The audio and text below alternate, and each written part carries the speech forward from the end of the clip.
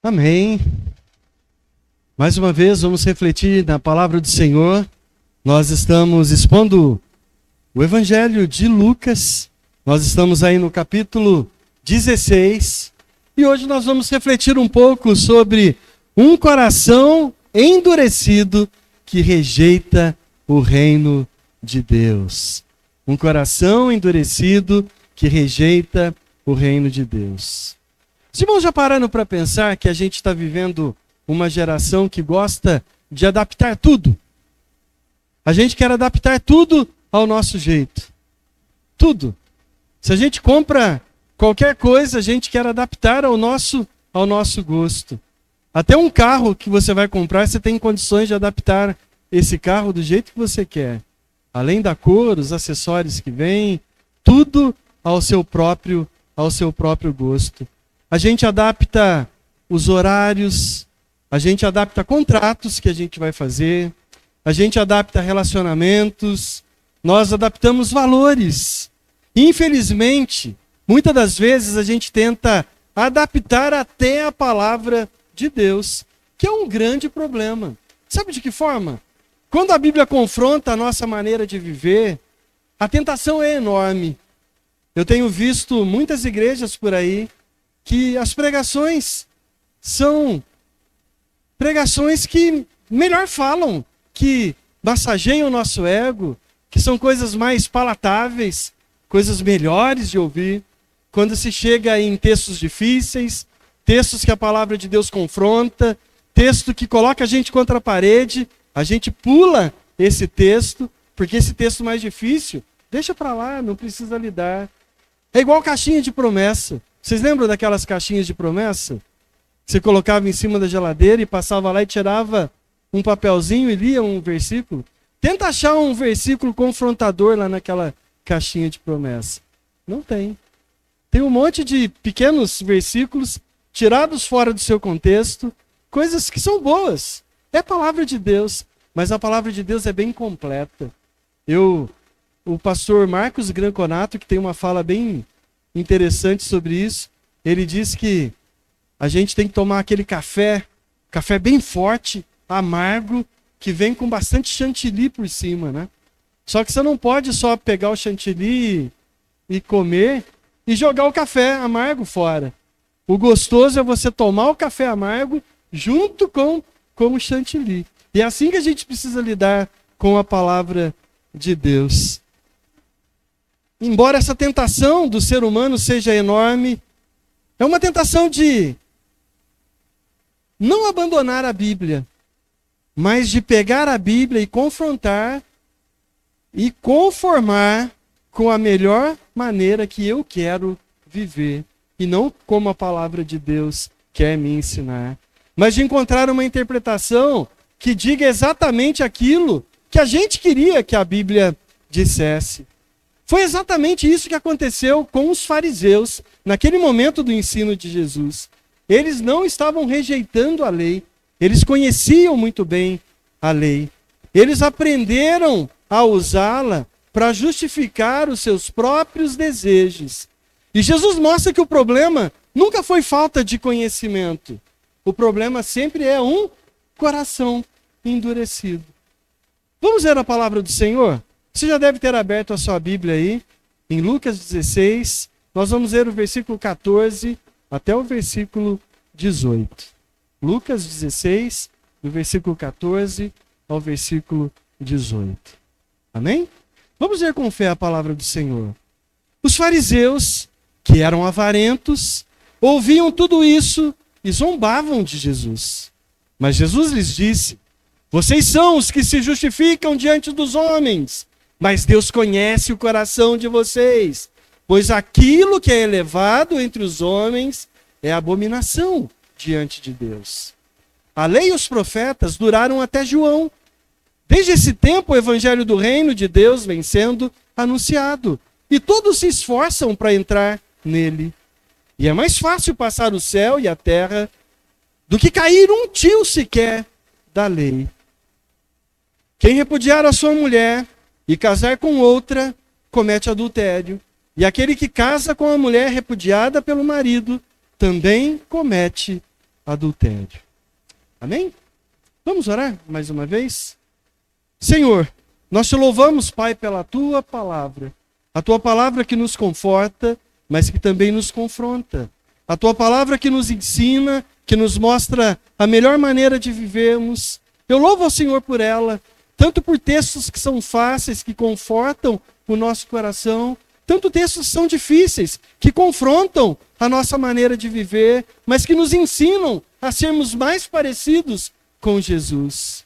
E eu te peço, Senhor, que o Senhor nos ilumine pela tua palavra e que nós possamos ser fiéis a ela e aprendermos e crescermos no Senhor através dela. É o que eu te peço no nome santo de Jesus. Amém. Amém. É por isso, irmãos, que nós podemos resumir a mensagem desse texto que nós acabamos de ler em uma única frase.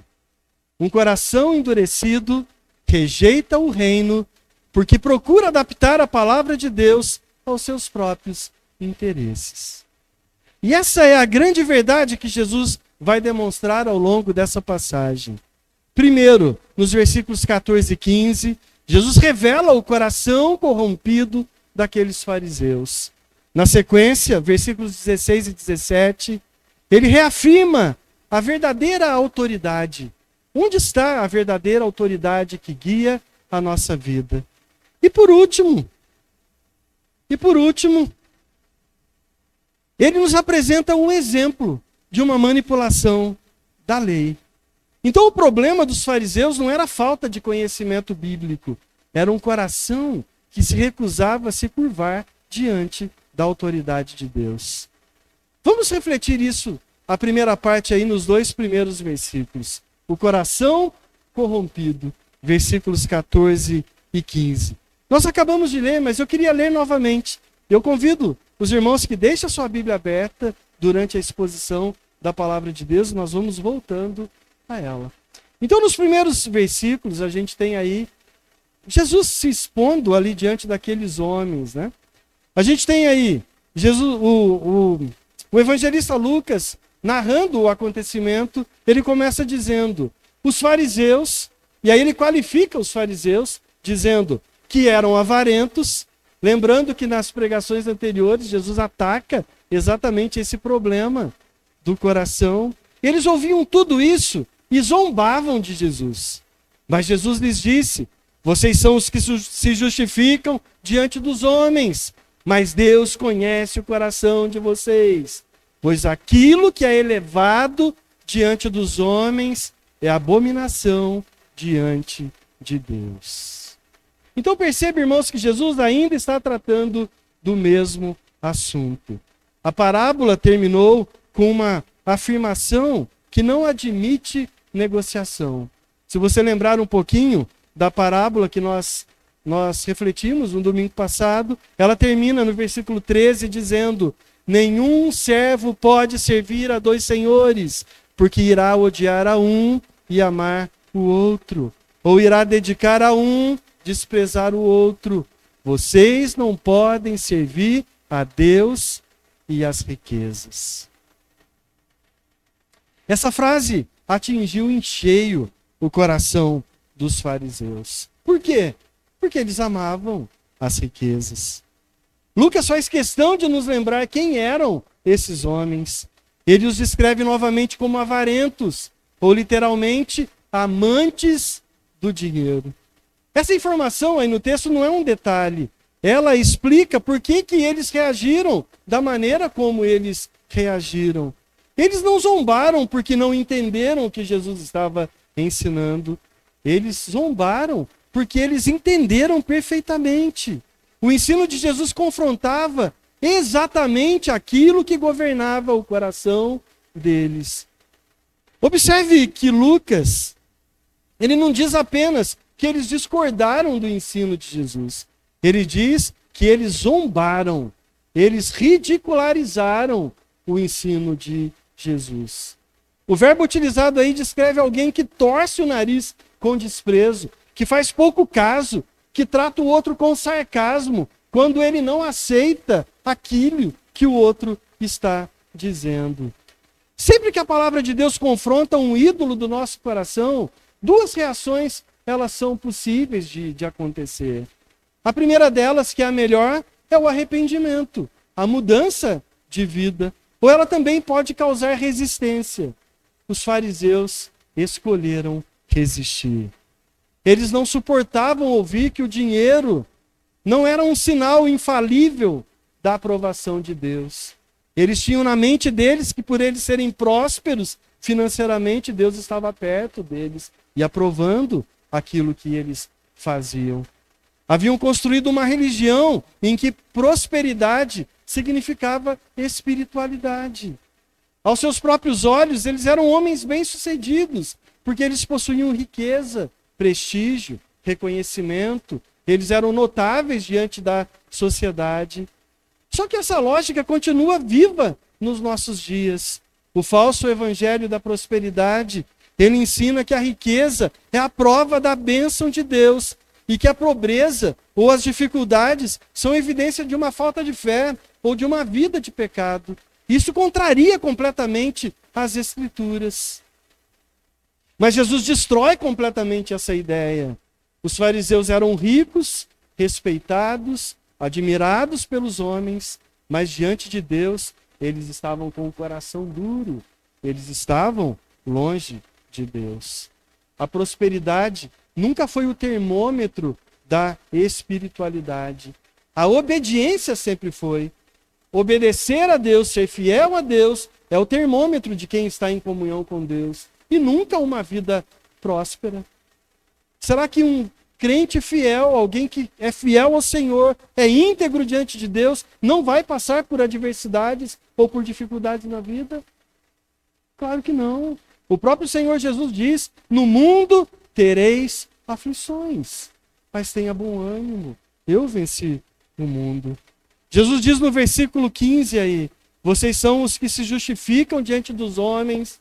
Só que tem uma coisa muito importante: Deus conhece o coração de vocês.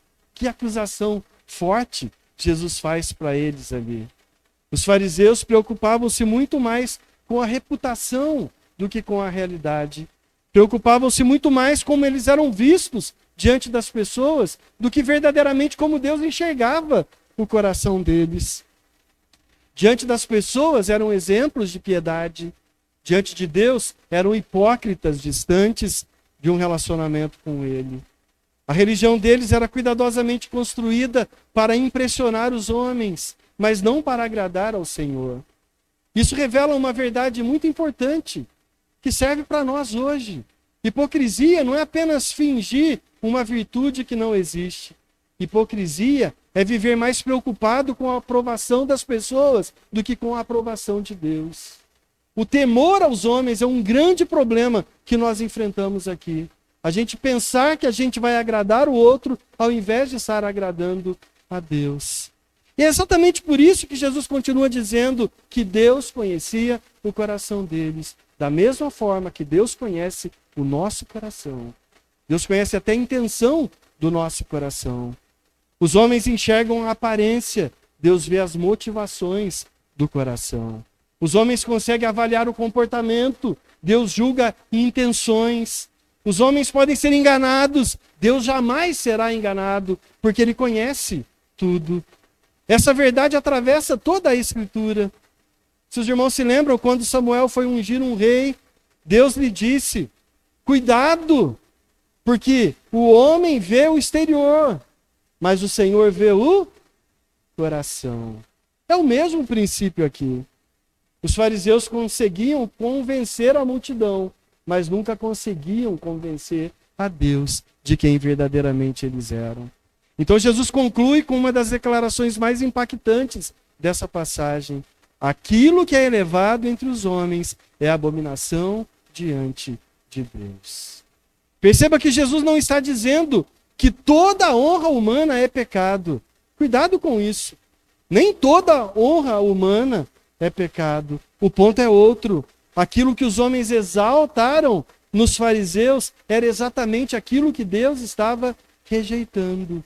Se as pessoas estiverem exaltando em nós aquilo que está contrariando o que a palavra de Deus nos ensina, nós estaremos em pecado diante de Deus, mesmo tendo a aprovação dos homens. Do contrário também é verdadeiro. Se todo mundo estiver acusando você, julgando você por algo que você estiver fazendo, só que o seu coração está alinhado com a vontade de Deus, com a palavra de Deus, então não se importe com a opinião das pessoas. Agrade ao Senhor, viva para o Senhor, honre ao Senhor em tudo o que fizer. Os homens admiravam o status dos fariseus. Deus enxergava o orgulho do coração. Os homens admiravam as suas riquezas. Deus via a avareza, o coração fechado e duro que eles tinham. Os homens admiravam a religiosidade deles. Deus via um coração endurecido. Isso continua extremamente atual. A nossa geração também possui seus próprios padrões de sucesso. Nós admiramos influência. Hoje é muito comum, né? Quando alguém vai se apresentar, a primeira coisa que ele fala é quantos seguidores que ele tem nas redes sociais. Qual que é o poder que ele tem? Qual que é a influência que ele tem? Quanto dinheiro ele possui? Qual que é a popularidade que ele tem? Qual que é o prestígio que ele tem? A gente viu até um exemplo agora na Copa do Mundo, um goleiro de um dos países que foram eliminados. A preocupação não era se ele era um bom goleiro. A preocupação no final era quantos seguidores que ele tinha na rede social. Aí a emissora que estava transmitindo os jogos começou a incentivar o povo para seguir. Aí a grande propaganda não foi se ele era um bom goleiro, um bom defensor, mas que ele partiu de X seguidores para não sei quantos milhões de seguidores. Porque na realidade o ser humano está preocupado com isso. Essa é a preocupação. Mas a pergunta não é o que os homens admiram. A pergunta tem que ser o que Deus aprova. Há pessoas que possuem excelente reputação diante da sociedade e ao mesmo tempo vivem muito longe do Senhor. Quantas pessoas retas, justas, moralmente falando, elas são íntegras, mas que não têm um relacionamento com Deus, que tem um coração duro, distante, e é perdida, vive longe e distante do Senhor, confiando na sua própria vida, na sua própria reputação. Há pessoas que possuem, essa excelente reputação diante da sociedade e ao mesmo tempo estão vivendo distantes de Deus. Há outros que são ignoradas pelos homens, mas são preciosas aos olhos de Deus. O padrão do reino nunca foi determinado pela opinião da maioria. Ele é determinado pela palavra de Deus, que é imutável e que nunca volta vazia. E Deus não nos chama a sermos populares. Deus não nos chama para ser admirados por todas as pessoas ou sermos bem-sucedidos aos olhos do mundo. Ele nos chama para sermos fiéis. Como Paulo escreveu, falando aos ministros do Evangelho, em 1 Coríntios 4:2, o que se requer dos dispenseiros é que cada um deles seja encontrado fiel.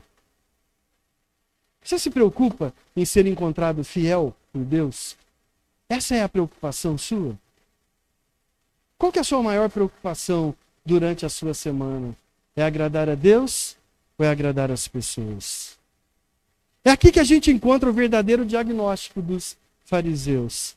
O problema deles não era, em primeiro lugar, o dinheiro. O dinheiro apenas revelou quem governava o coração deles. Também não era apenas a hipocrisia. A hipocrisia era a consequência de uma vida e de um coração endurecido. Porque, na realidade, a raiz era o próprio coração. Um coração que amava mais a aprovação dos homens do que a aprovação de Deus.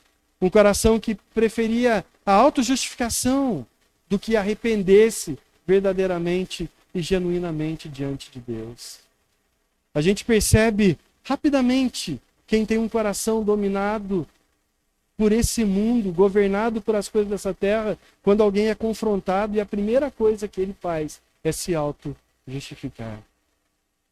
Ele arruma desculpas para tudo quando ele é confrontado. O problema sempre é do outro, sempre tem um culpado, sempre tem algo que aconteceu que levou ele a fazer o que ele está fazendo. Nunca o problema é do próprio coração. A falta de arrependimento mostra um coração endurecido. Um coração que, em vez de se submeter ao reino, escolhe ridicularizar o próprio rei. Foi isso que os fariseus fizeram. Zombaram de Jesus que estava presente, o próprio Deus presente diante deles. Só que antes de apontarmos para os fariseus, nós precisamos olhar para dentro do nosso próprio coração. Condenar o fariseu é fácil, difícil atacar o nosso próprio coração. Onde que nós buscamos a nossa aprovação?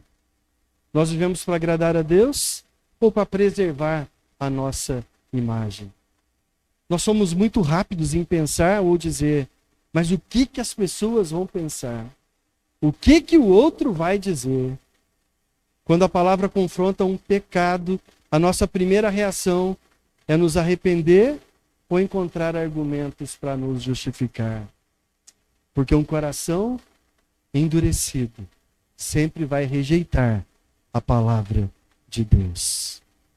Às vezes, ele apenas aprende a conviver com ela, sem permitir que a palavra de Deus transforme o seu coração. E era exatamente esse o problema dos fariseus. Não lhes faltava conhecimento da lei, faltava-lhes o coração disposto a obedecer a palavra de Deus. E é justamente isso que Jesus passa a demonstrar nos versículos seguintes aí. Vamos ler o versículo 16 e 17. Para a gente descobrir de onde vem a verdadeira autoridade. A palavra de Deus diz o seguinte: a lei e os profetas duraram até João. Desde esse tempo, o evangelho do reino de Deus vem sendo anunciado. E todos se esforçam para entrar nele.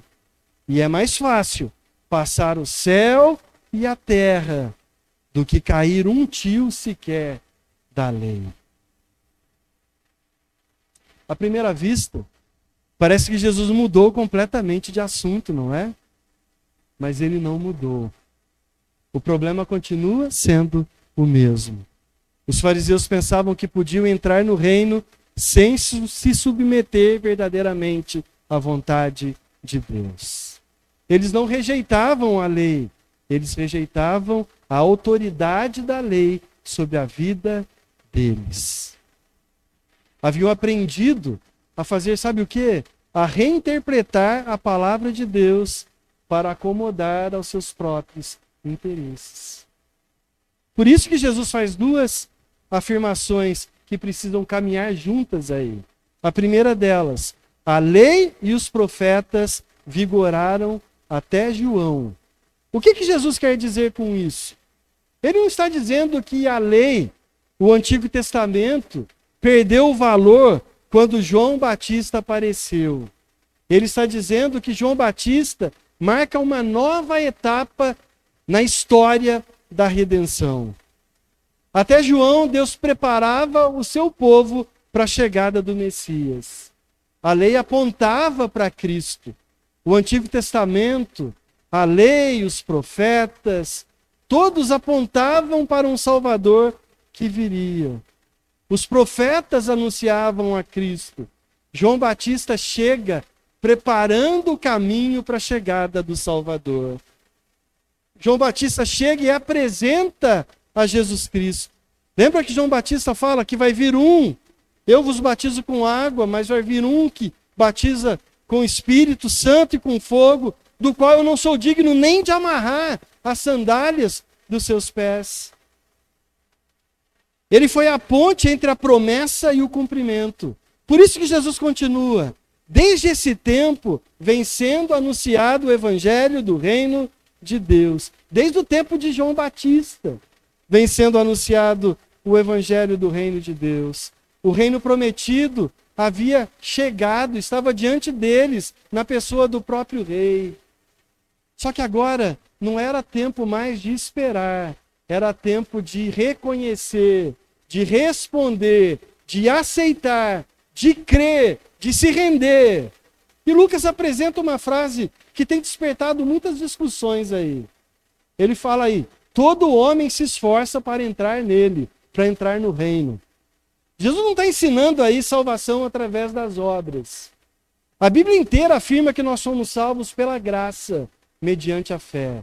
Isso não vem de nós, é dom de Deus, não vem das obras, para que ninguém se glorie. Só que essa mesma graça, ela nunca produz passividade. Entrar no reino exige coisas que nós precisamos fazer. Exige arrependimento, exige renúncia, exige abandonar os ídolos do coração. Exige deixar de confiar em si mesmo para confiar em Cristo. Foi isso que João Batista pregou. Arrependam-se, creiam no Evangelho. Foi isso que Jesus pregou. Foi isso que os apóstolos pregaram. A graça é gratuita, mas ela nunca é uma graça barata. Ela transforma completamente a vida daquele que entra no reino. Os fariseus queriam exatamente o contrário. Queriam um reino, mas não queriam prostrar o seu coração. Queriam entrar no céu, mas não queriam se arrepender dos seus pecados. Queriam estar na presença de Deus, mas não queriam reconhecer Jesus Cristo presente como Senhor e Salvador. Era uma religião sem transformação. Uma fé que permitia continuar vivendo da mesma maneira. Mas o reino de Deus nunca foi assim. Jesus disse isso em Lucas, capítulo 13, versículo 24. Esforcem-se por entrar pela porta estreita, pois eu afirmo a vocês que muitos procurarão entrar, mas não conseguirão.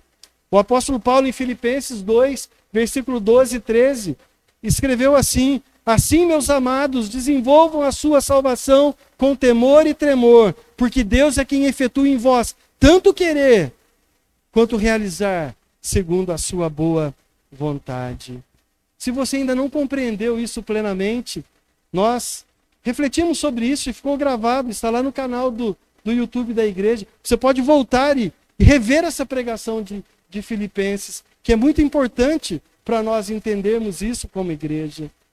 Jesus continua e faz a segunda afirmação. É mais fácil passar o céu e a terra do que cair um tio sequer da lei. Jesus não tira a importância do Antigo Testamento.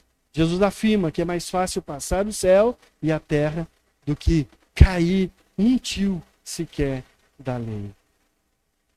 Essa declaração sobre a autoridade das Escrituras é muito importante. É uma figura impressionante.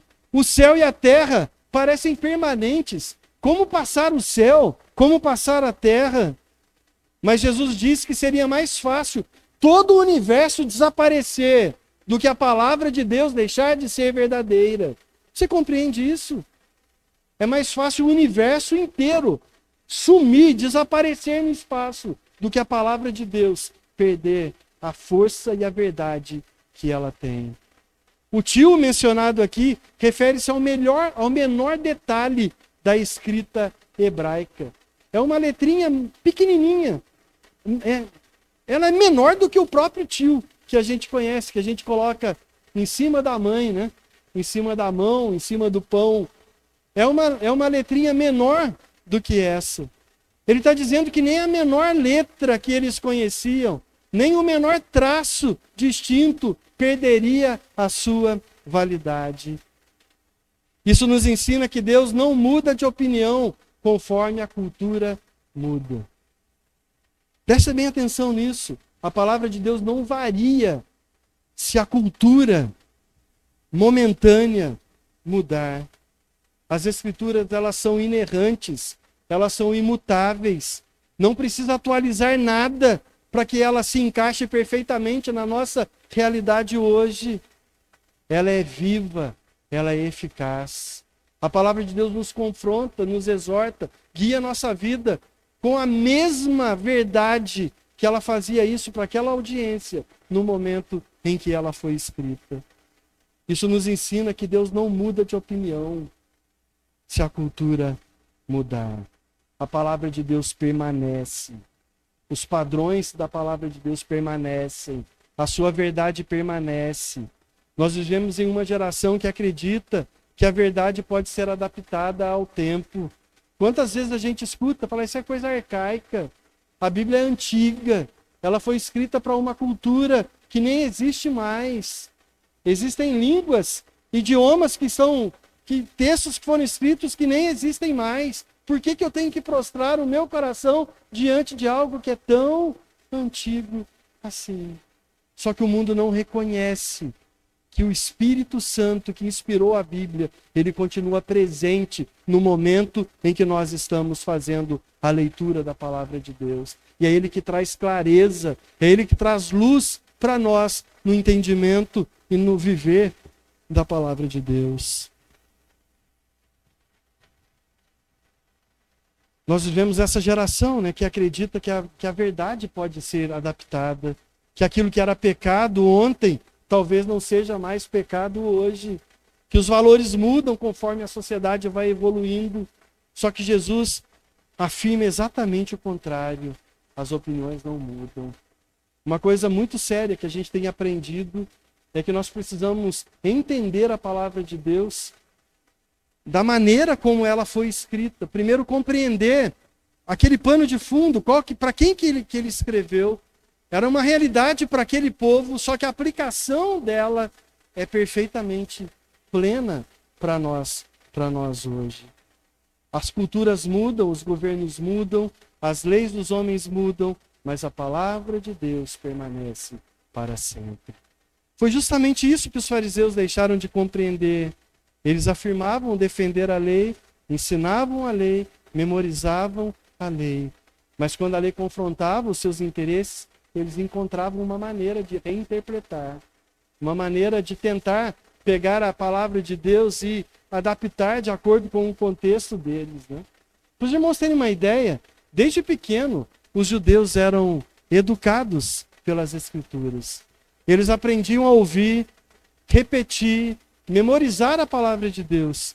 Um fariseu, ele passava a vida inteira estudando a lei, e ele era reconhecido como um especialista nas Escrituras. É muito provável que muitos deles sabiam de cor a Torá. Isto é, eles sabiam de cor os 5 primeiros livros da Bíblia.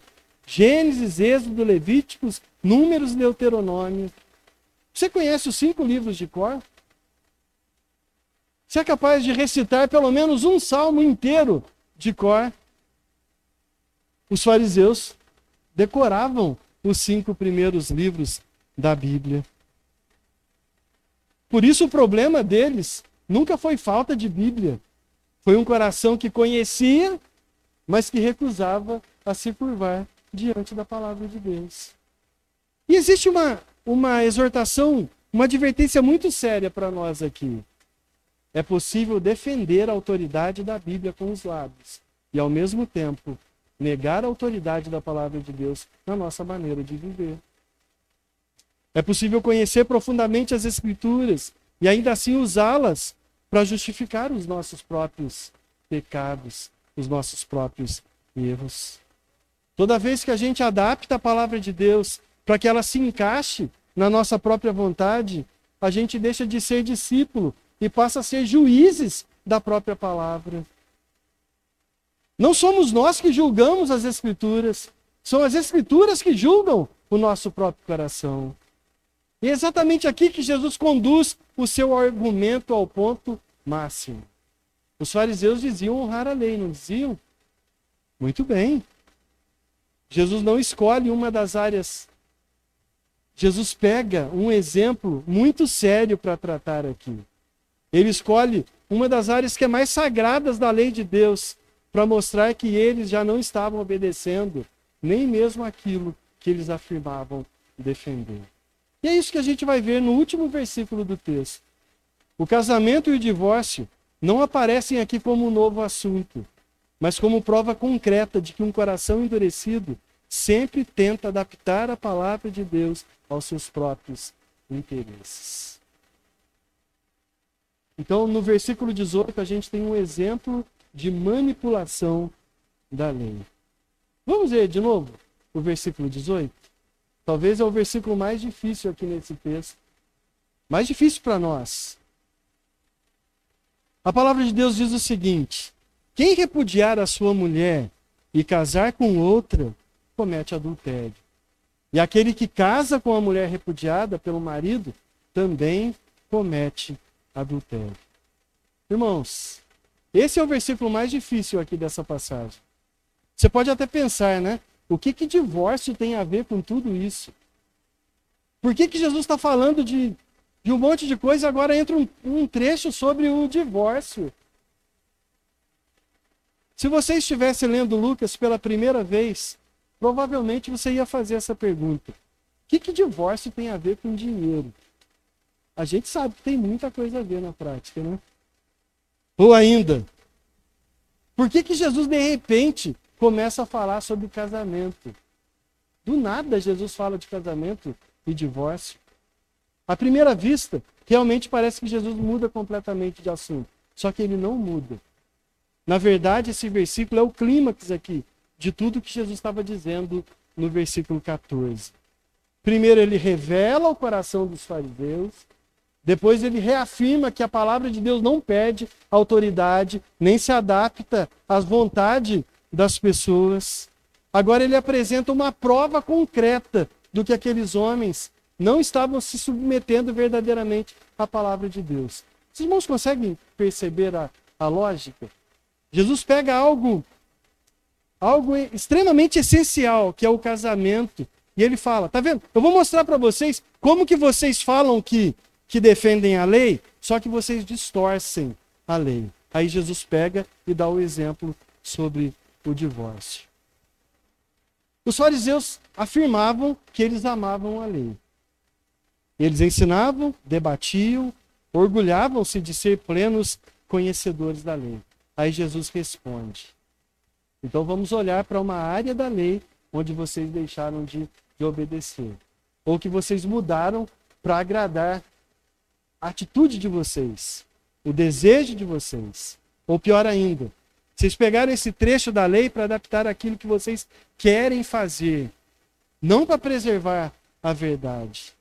E aí Jesus dá um exemplo real de como que a lei pode ser manipulada para encaixar ao interesse pessoal dos indivíduos, né? E Jesus escolhe justamente o casamento. Isso não é por acaso. Jesus poderia ter citado qualquer mandamento aqui. Poderia ter falado do sábado, que já era um confronto que os fariseus estavam provocando a Jesus antes. Poderia ter falado dos dízimos. Poderia ter falado das tradições de purificação. Mas Jesus escolhe o casamento, porque é ele, o casamento, que de verdade revela o coração das pessoas, como poucos assuntos da vida cotidiana. O coração que revela, o casamento que vai revelar de verdade o coração de alguém. O casamento, irmãos, nunca foi um contrato social. Nunca foi apenas uma instituição civil. O casamento foi criado por Deus mesmo antes da queda, antes do pecado, antes da formação de Israel, antes da lei de Moisés existir. Foi o próprio Deus quem uniu um homem à sua mulher. Por isso que quando os homens começam a flexibilizar o casamento, o problema nunca é apenas matrimonial. O problema é espiritual. É um coração que já deixou de reconhecer a autoridade do Criador. E aqui existe uma lição muito importante para nós.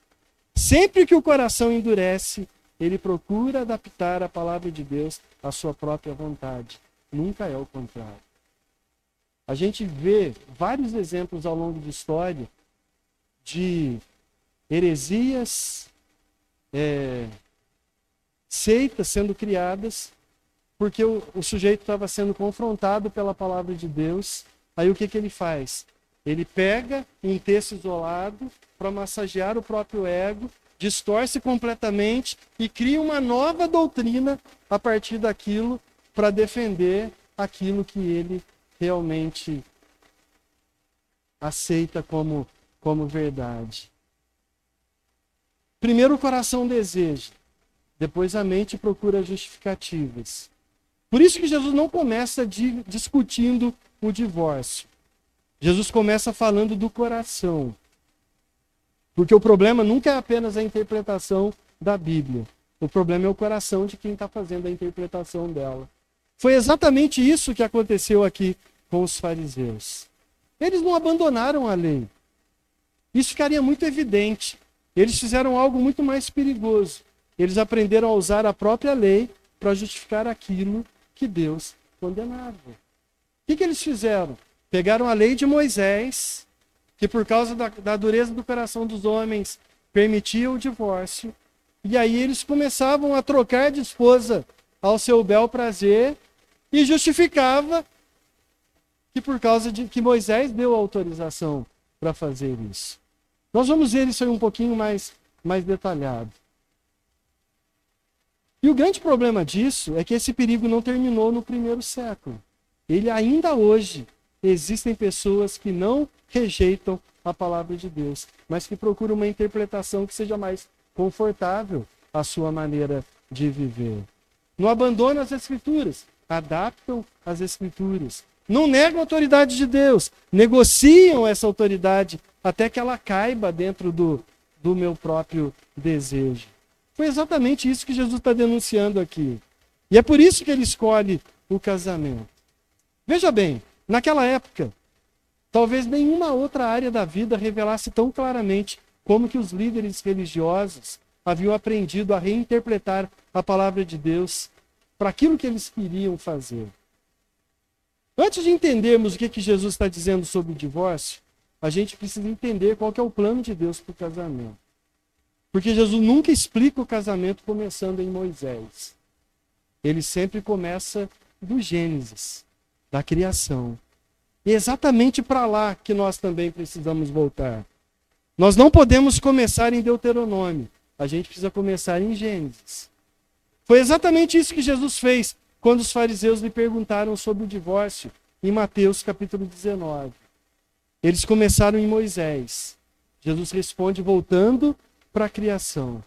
É como se dissesse, antes de discutir a permissão, nós precisamos lembrar qual que é o projeto inicial de Deus. E qual que era esse projeto? Gênesis 2:24. Por isso deixará o homem seu pai, sua mãe, se unirá à sua mulher, tornando-se os dois uma só carne. Esse versículo é o fundamento de toda a doutrina bíblica do casamento. Aí a gente vai encontrar 3 pilares. Primeiro, o casamento é uma instituição divina. Foi Deus que criou o casamento. Não foi criado pelo Estado, não foi criado pela sociedade, não foi inventado pela cultura. Foi Deus que criou o casamento. Por isso Deus é quem estabelece as regras do casamento. Em segundo lugar, o casamento não é um contrato judicial. O casamento é uma aliança. Mais do que esse contrato entre duas pessoas, é uma aliança firmada diante do próprio Deus. O profeta Malaquias chama o casamento de a mulher da tua aliança. Ouça o que Deus fala em Malaquias 2,14. Aqui é a palavra do Senhor. E vocês perguntam, por quê? Porque o Senhor foi testemunha da aliança entre você e a mulher da sua mocidade, a quem você foi infiel, sendo ela a sua companheira e a mulher da sua aliança. Casamento não é um relacionamento descartável. Ele é um compromisso santo. Em terceiro lugar, o casamento produz uma nova unidade. Os dois vão se tornar uma só carne. Não são 2 projetos independentes. Não são 2 vidas paralelas. Deus faz dos 2 uma única unidade. Não são 2 pessoas morando na mesma casa, compartilhando coisas, vivendo cada uma a sua vida. São 2 se tornando um em tudo. Sabe um belo exemplo aqui? Eu me lembro quando eu dava aula e a gente pedia para fazer um trabalho em grupo, né? Trabalho em grupo, trabalho em equipe é o que mais dá problema. Independente do nível de escolarização, é o que mais dá problema, né? Aí como que era feito o trabalho em grupo? Dividia os temas em 5 partes, cada um pegava uma parte, fazia, no final juntava tudo, às vezes com letra diferente, com formas diferentes, com erros diferentes, juntava tudo e entregava aquele negócio, aquele Frankenstein, né? Que era um pedaço de cada corpo montado, e entregava na mão do professor. Casamento não é isso. Não é um homem e uma mulher morando na mesma casa, você faz isso, você faz aquilo. Casamento é os dois vivendo uma única vida. Compartilhando, abrindo. Aqui entra algumas aplicações muito práticas, né? Até no uso do celular, por exemplo, né? Um marido não pode esconder a senha do celular da esposa. A esposa esconder a senha do celular do marido. Um precisa estar claramente integrado com as coisas do outro. Isso deveria valer para tudo. Para as finanças, para a criação de filhos. Tem que valer para tudo. É o casal que precisa estar junto. Deus criou os dois para serem um, para dirigir a sua família. Por isso que o casamento é tão precioso aos olhos do Senhor. E é justamente por isso que o divórcio nunca aparece nas Escrituras como um plano original de Deus. Foi o pecado que trouxe a separação. Trouxe dureza no coração, trouxe egoísmo, mas nunca alterou o ideal estabelecido pelo Criador. É interessante observar que Jesus não discute casamento a partir das necessidades do homem. O divórcio estava sendo tão banalizado na época dos fariseus que, se a gente trouxesse para a nossa realidade aqui, chegou em casa para almoçar, a mulher fez o almoço, o arroz ficou salgado, ele já olhava e falou assim, ó, pronto, eu vou repudiar a minha mulher, eu vou separar de você, porque você errou no tempero do arroz, ou porque deixou o arroz queimar, ou não sei, ou porque não fez aquilo que ele gostaria que fizesse.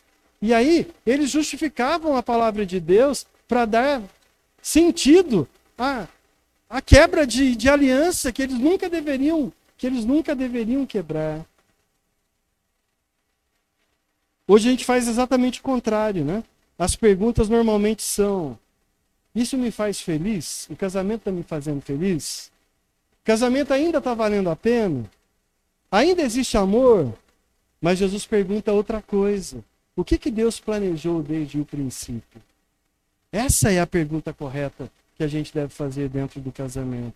Porque o reino de Deus nunca começa com os nossos próprios desejos. O casamento não é para a gente ser feliz.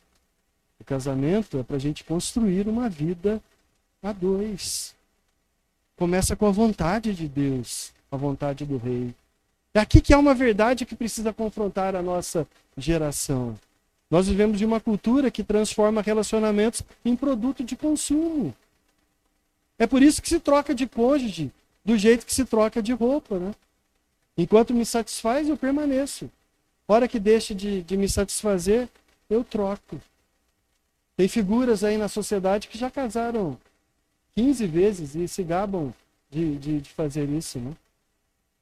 Essa lógica pode funcionar para um contrato social, comercial, mas nunca para uma aliança estabelecida por Deus. Os irmãos estão compreendendo isso? É exatamente por isso que Malaquias também registra uma declaração muito forte sobre isso. Registrando a voz de Deus aqui, no capítulo 2, versículo 16, Deus diz: eu odeio o divórcio, diz o Senhor. Essa frase precisa ser compreendida corretamente. Ela não significa que Deus odeia pessoas divorciadas. Não é isso que a palavra de Deus está dizendo. Graças a Deus por isso, né? Se fosse assim, nenhum de nós teria esperança. Porque todos nós chegamos a Cristo carregando um tipo de pecado diferente. O que Deus odeia é aquilo que destrói uma aliança que foi criada por Ele. O que Deus odeia é aquilo que fere e banaliza as pessoas. O que Deus odeia é aquilo que produz sofrimento, abandono, violência, quebra, destruição de uma família. O ódio de Deus ao divórcio nasce do amor que Deus tem pelo casamento. Assim como Deus odeia o pecado, porque Ele ama a santidade. Deus odeia a mentira, porque Ele ama a verdade. Deus odeia a injustiça, porque Ele ama a justiça. Ele odeia o divórcio, porque Ele ama a aliança que Ele mesmo estabeleceu.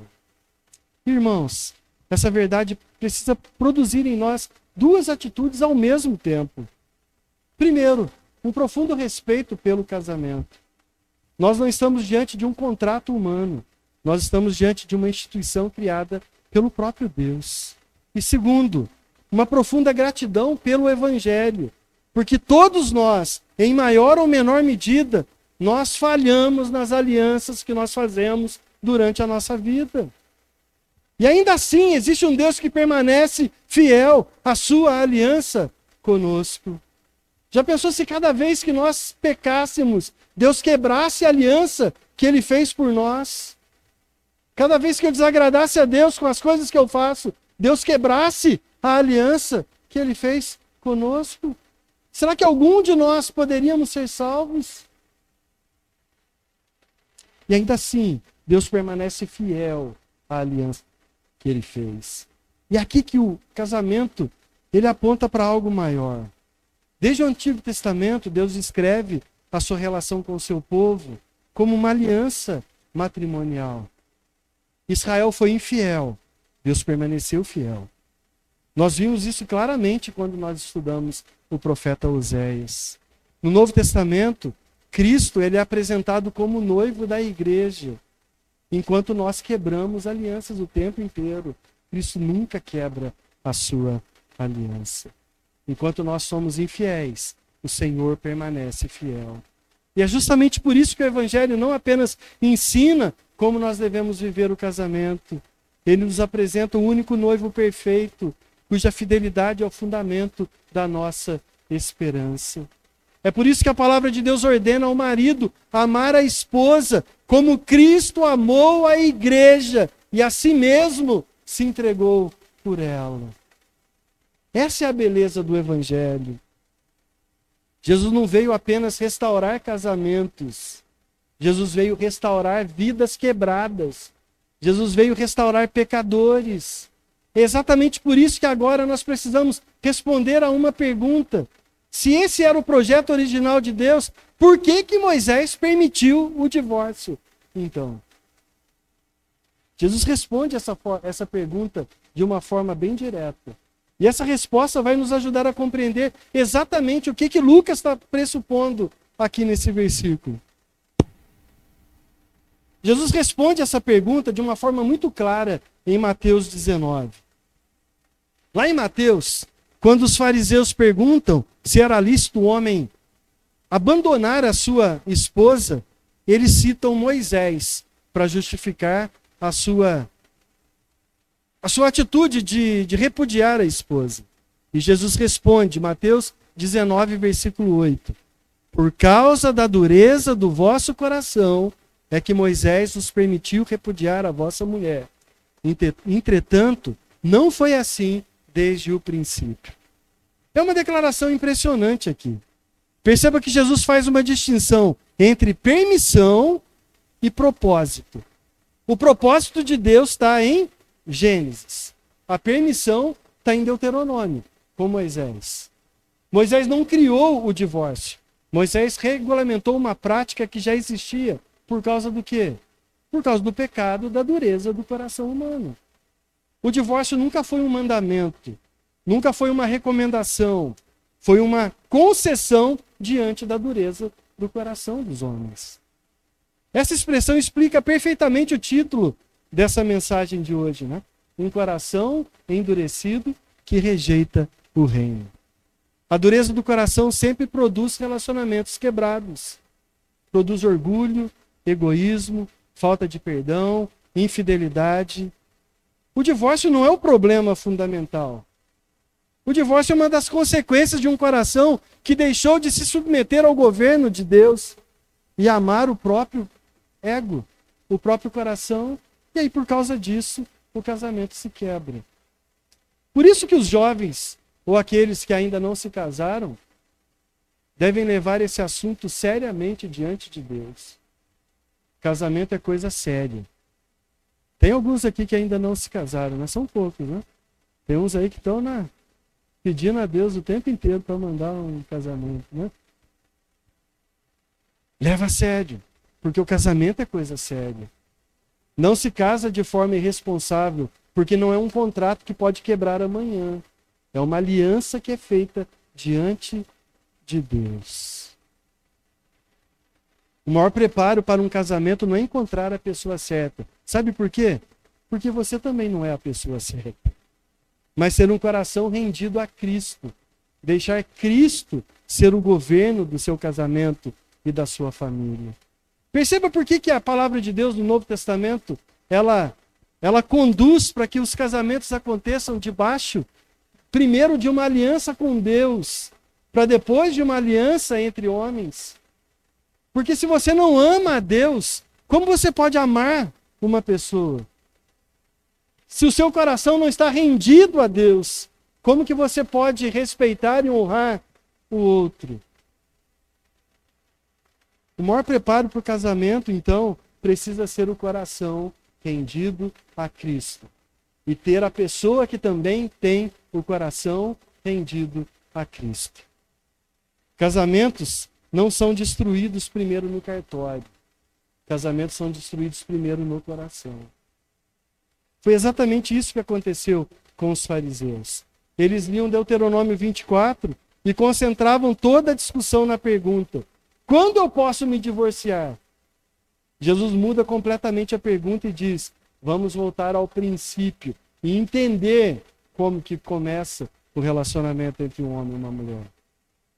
Porque um coração endurecido sempre procura permissão. Um coração endurecido sempre procura o erro do outro, o defeito do outro, as falhas do outro. Só que um coração transformado procura a vontade de Deus. É interessante observar que Lucas registra apenas a afirmação de Jesus sobre o divórcio, né? Lucas é bem objetivo aqui, diferente de Mateus, que registra também uma conhecida cláusula de exceção.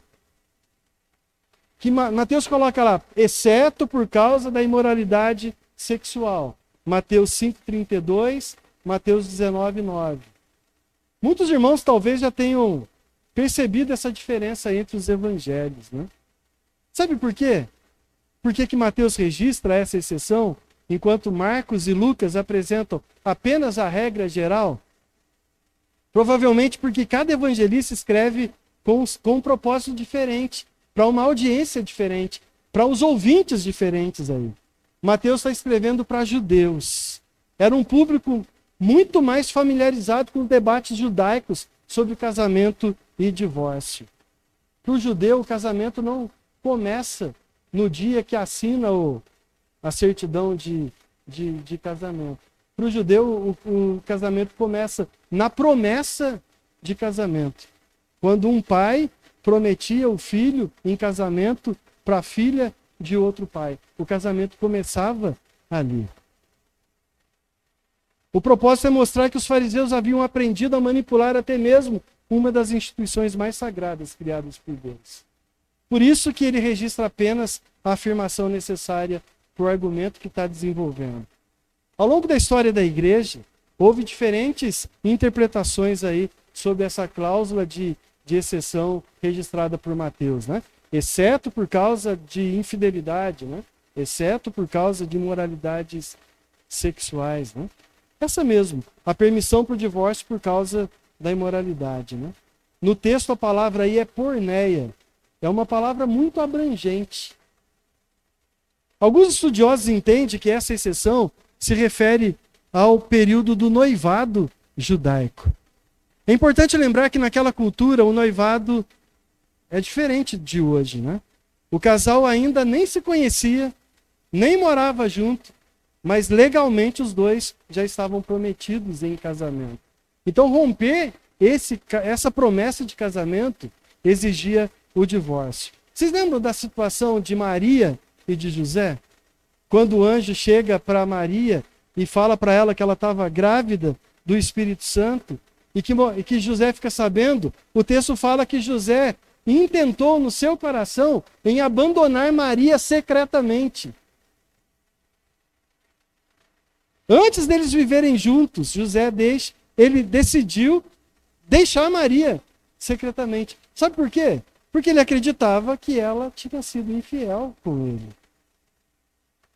Outros estudiosos, e essa tem sido a posição predominante aí entre os comentaristas evangélicos, né?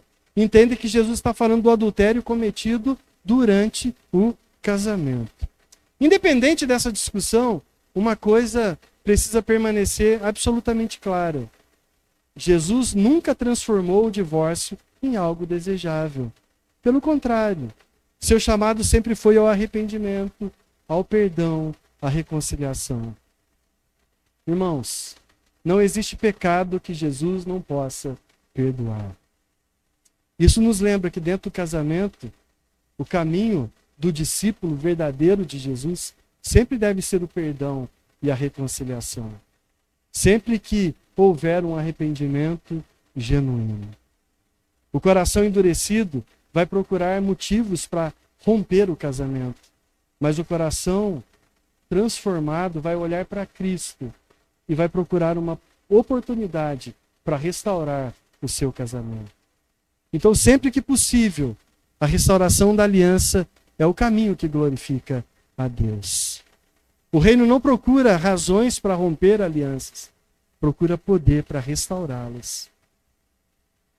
Talvez exista alguém aqui que esteja pensando, né? Mas pastor, e aqueles que já passaram pelo divórcio? Aqueles que antes de conhecer a Cristo se divorciaram, será que ainda tem esperança? Graças a Deus que tem. Glória a Deus que tem. Porque o centro do Evangelho não é apenas a santidade do casamento. O centro do Evangelho é a graça de Cristo, que transforma pecadores. Nenhum pecado está além do alcance do sangue de Jesus.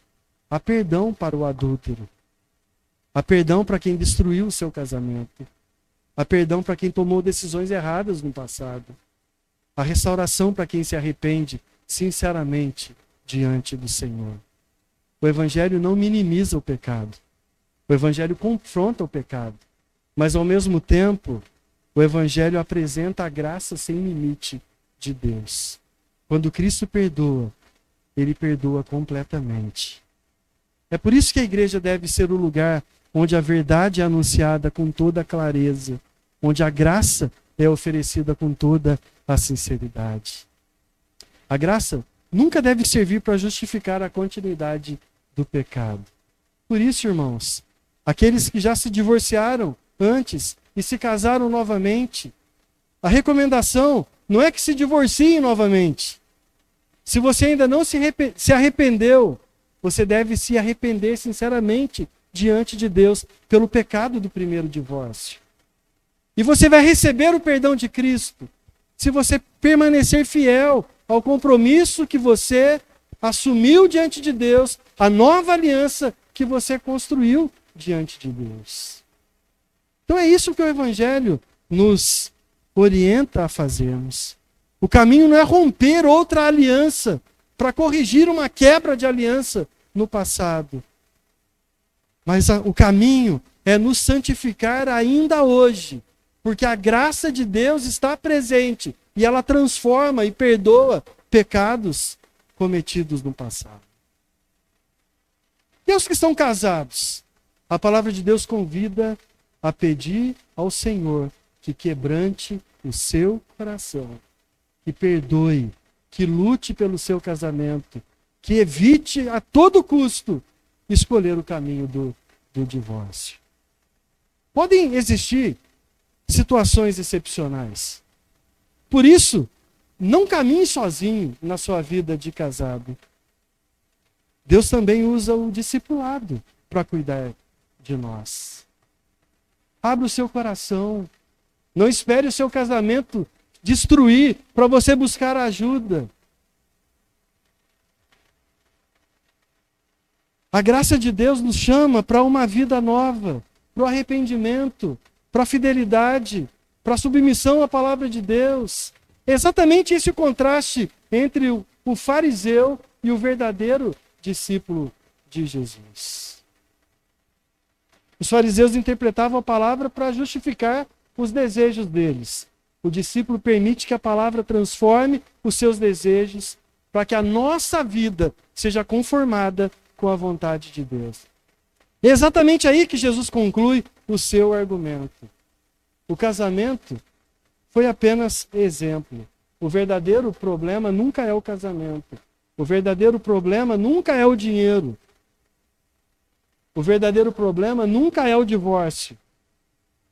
O verdadeiro problema nunca é a interpretação da lei. O verdadeiro problema é um coração endurecido que se recusa a se curvar diante da autoridade de Deus. O verdadeiro problema é alguém que quer ser senhor da própria vida sem se submeter ao senhorio de Cristo.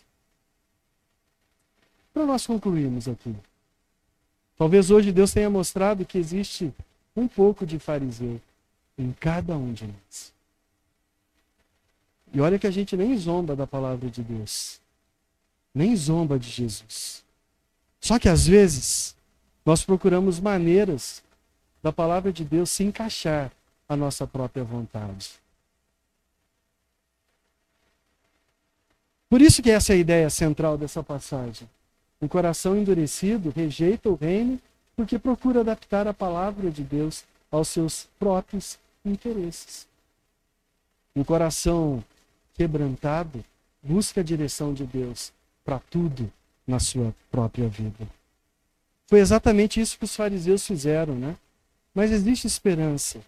O Deus que exige um novo coração é o mesmo Deus que promete dar um novo coração. O profeta Ezequiel registrou essa promessa quando Deus disse lá em Ezequiel 36, 26: eu lhes darei um coração novo. Eu colocarei dentro de vocês um espírito novo. Eu vou tirar de vocês o coração de pedra e vou colocar no lugar um coração de carne. Essa promessa se cumpre plenamente em Cristo, que transforma pecadores em uma nova criatura.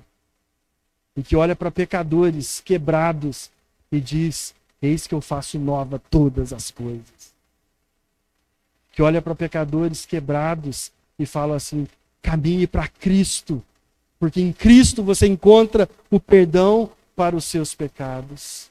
É por isso que a palavra de Deus diz: esquecendo das coisas que para trás ficam, eu prossigo para o alvo, ao fim de encontrar a salvação, que é o prêmio tão desejado e esperado por nós. Foi isso que Jesus ensinou a Nicodemos, que também era um fariseu, lá em João 3,3. Em verdade, eu lhes digo que se alguém não nascer de novo, não pode ver o reino de Deus. Em Cristo, o Senhor, Ele troca o coração de pedra e coloca um coração quebrantado no lugar. Em Cristo nós somos nascidos de novo e nós podemos gozar a plenitude do reino de Deus. Então, meus irmãos, se prostre diante de Jesus. Não endureça o seu coração. Não pensa que o casamento é fácil. Vai ter muita coisa para enfrentar ao longo do casamento. Sabe por quê? Não é porque o outro é ruim. É porque eu sou ruim. Não é porque o outro está errando. É porque o meu coração é duro. Então coloque o seu casamento diante de Deus. Deixa Deus cuidar da sua vida. Quebrante o seu coração. Curve-se diante do Rei. Só Ele pode dar um coração rendido para nós vivermos a alegria do reino de Deus. Amém? Vamos orar? Nós vamos orar e vamos participar da ceia do Senhor.